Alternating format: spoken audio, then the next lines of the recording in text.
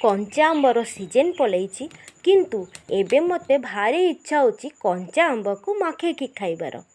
तापर देखिली गछरे किंतु आंब अच्छी गोटे तलिके आनिली।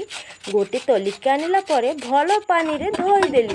धोइला परे सीटा को काटिकी तापरे घोषिली। घोषिबाटा देकी आ न घोषिले भल लागिब नाई। तापरे लंका देकी मखेकी खाइबी। लंका को गैस रे पुडई देली। देखंतु केमिति मु लंका पुडौची।